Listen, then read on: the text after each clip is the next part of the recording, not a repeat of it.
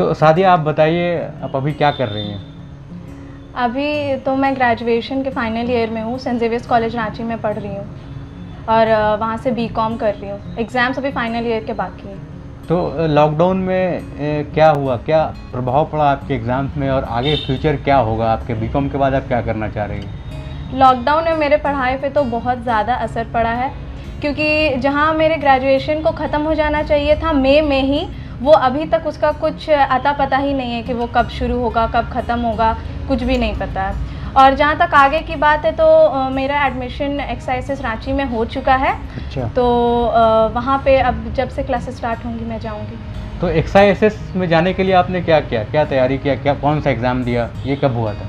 एक्साइसिस में तैयारी किया था मैंने, लगभग 1 साल की तैयारी की थी, और कैट, जैट, सी मैट, ये सब जो MBA रिलेटेड एग्ज़ाम्स है सब, वो सब मैंने दिया था। अच्छा, तो कहाँ और एक्साइसिस के अलावा और कहाँ कहाँ सिलेक्शन हुआ आपका, और कहीं हुआ? एक्साइसिस के अलावा और मैंने जितने भी कॉलेजेस का फॉर्म भरा था, चाहे वो कोलकाता का हो, फिर पुणे का, फिर हरियर, ये सब हर जगह के कॉलेजेस में मेरा सिलेक्शन हो चुका था।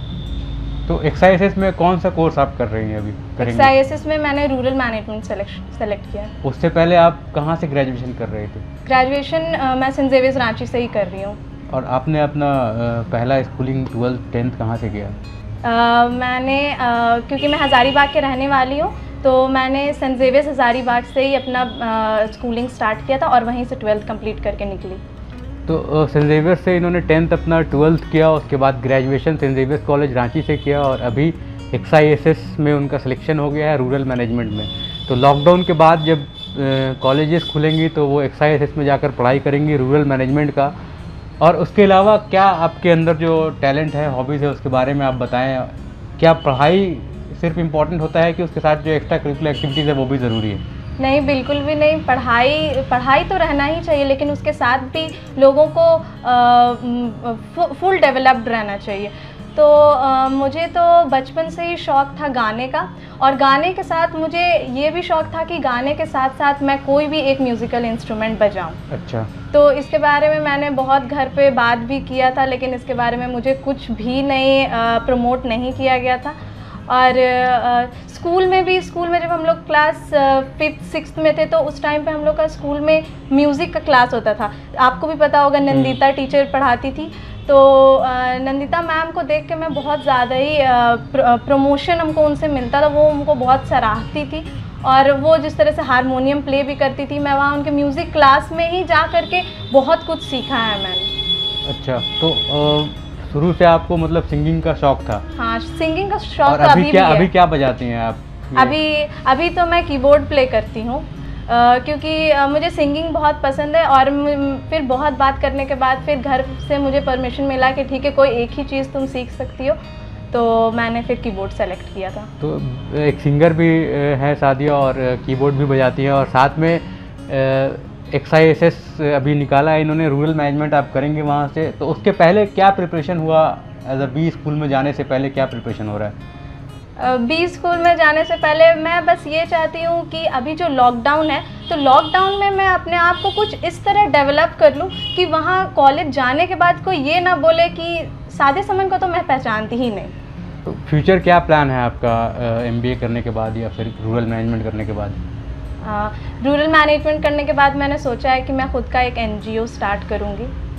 तो सादिया ज़ेवियर में पढ़ के 12th, उसके बाद ज़ेवियर कॉलेज रांची कॉमर्स करने के बाद एक्साइसिस में रूरल मैनेजमेंट का कोर्स कर रही हैं। बता रही हैं सादिया कि आगे जाके NGO खोलेंगे आप, अपना NGO रहेंगे, मुझे नौकरी दे दीजिएगा। तो क्या करेंगे NGO खोलने के बाद? NGO खोलने के बाद फिर क्योंकि अभी लॉकडाउन की वजह से वहाँ पे रूरल जगह के लोगों को बहुत ज़्यादा दिक्कत हुई है, उनके लाइवलीहुड पे बहुत ज़्यादा असर पड़ा है, तो वो सबको मैं सुधारने का कोशिश करूँगी। तो सादिया बता रही है कि रूरल डेवलपमेंट में इनका सिलेक्शन हुआ है, और रूरल एरियाज़ में जाके काम करेंगे, अपना खुद का NGO रहेगा, और बोल रहे हैं कि ह्यूमन वेलफेयर झारखंड को वो जॉब भी देंगे। को या फिर लड़कियों को खासकर ऐसे माहौल में जब वो बाहर जाके पढ़ती हैं, तो क्या कठिनाइयाँ आती हैं अपने करियर को चुनने में, अपने चीज़ों को सिलेक्ट करने में, और क्या मदद मिलता है उन्हें? कौन सी चीज़ होती है जो उन्हें प्रोत्साहित करती है आगे बढ़ने के लिए? घर से बाहर निकलने के बाद हम लोग बहुत चेंजेस देखते हैं, बहुत चेंजेस। मतलब हम लोग तो बहुत सारे चीज़ मैंने ऐसा देखा है बाहर निकलने के बाद जिसके बारे में मैं घर पे रह के सोच भी नहीं सकती थी कि ओ अच्छा दुनिया में ऐसा भी होता है ऐसा। और पढ़ाई वो बहुत बहुत मुश्किल है घर से बाहर रहना, क्योंकि घर पे रह के हम लोग को किसी भी तरह का मुश्किल नहीं होता है। घर में जो है अपना मनपसंद खाना, अपना मनपसंद रहना, सबसे मिलना जुलना सब कुछ होता है। लेकिन बाहर रहने पे हम लोग को ना अपना मन का खाना मिल रहा है, ना टाइम पे खाना मिल रहा है। उसके अलावा और भी बहुत सारे जैसे कि दोस्तों से लड़ाई ही हो गई तो उसको फिर कैसे डील करे इंसान। घर पे रहकर तो बाकी लोग से बात करके फिर अपना मूड फ्रेश हो जाता है, लेकिन हॉस्टल्स ये सब में रह करके वो सब इतना आसान नहीं है। और उसके ऊपर से और भी बहुत सारा चीज़ जैसे पीयर प्रेशर, वो तो बहुत ज़्यादा ही होता है, क्योंकि बहुत बाहर निकलने के बाद बहुत सारी चीज़ ऐसे होती है जो कि मैं नहीं करना चाहती लेकिन बाकी लोग और करना चाहते हैं, और मैं जिनके साथ रह रही हूँ वो भी करना चाहती।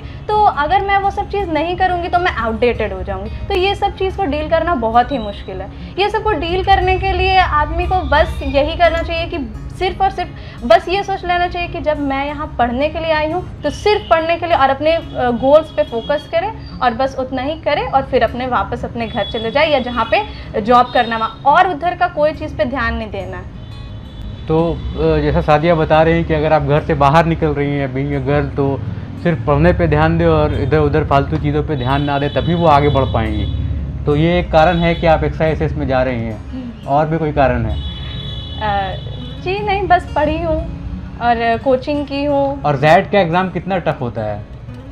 सबसे ज़्यादा टफ तो कैट का एग्ज़ाम होता है। हाँ। कैट के लेवल से थोड़ा नीचे ही ZET होता है, लेकिन ZET का क्योंकि वो जेवियर का एग्ज़ाम है तो उसका इंग्लिश बहुत हाई लेवल का होता है, और CMAT उससे सबसे कम लेवल का एग्ज़ाम होता है।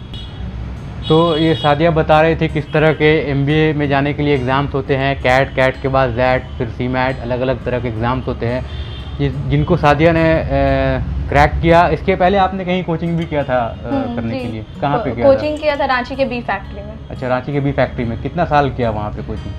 वहाँ लगभग 1 ईयर। 1 साल। तो आप ग्रेजुएशन में थी तभी ज्वाइन कर लिया था आपने?